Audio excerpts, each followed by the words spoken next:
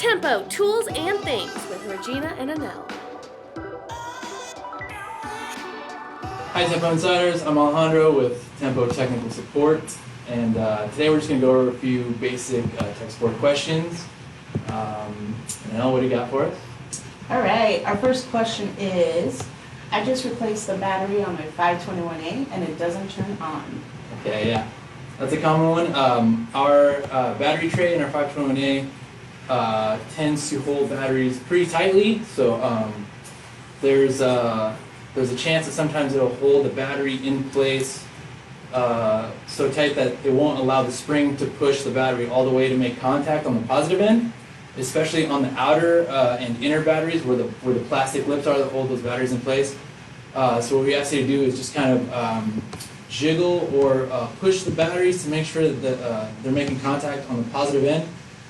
So especially push them along where the spring is to kind of assist the spring. Sometimes it doesn't always have enough push to make it all the way. And then you should get power in your unit.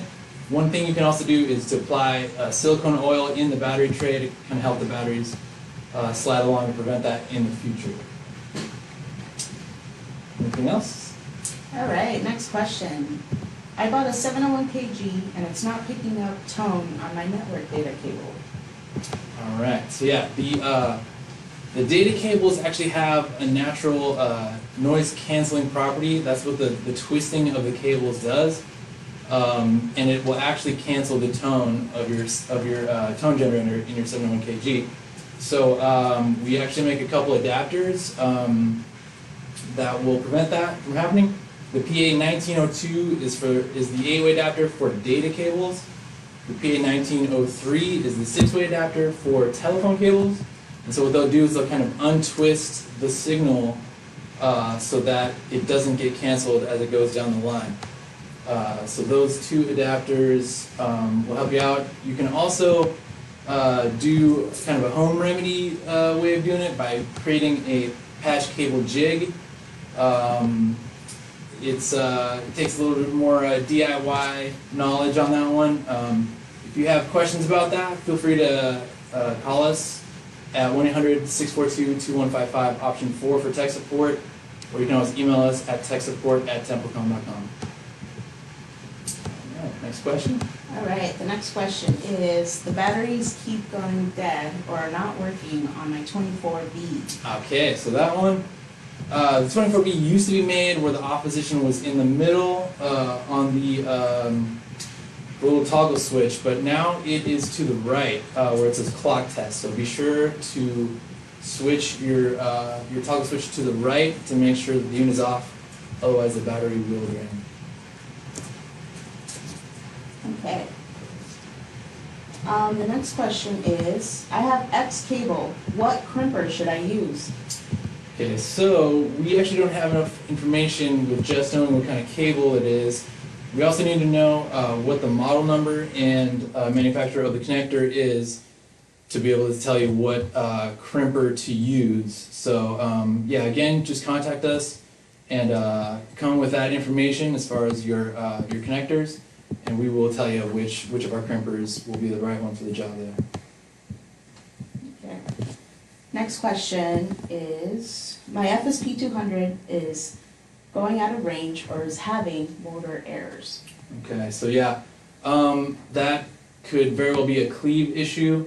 You'll want to check the cleave of the fiber, the display on the FSP200, or if it's a 915FS, will show the cleave, and you'll be able to see if it's a good quality cleave. You want to make sure it's straight and clean.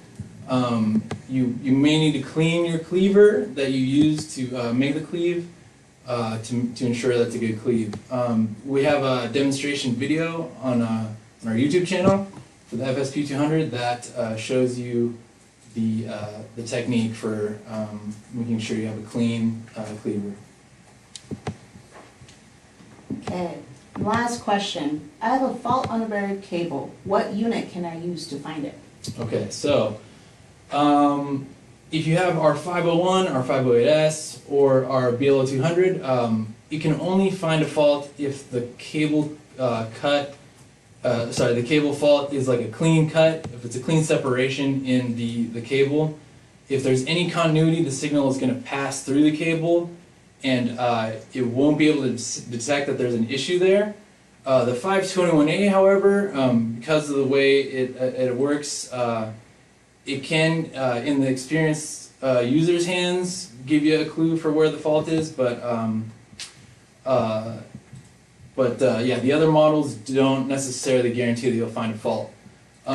We also have a PE 2003-G, which is a fault locator, ground fault locator, specifically made for locating faults, which will point you in the right direction, but it does not locate cables. You'll need to use a cable locator to know where the path that you're tracking is, and then that PE 2003 will help you narrow in on that fault. And yeah, that's it for our questions, it looks like.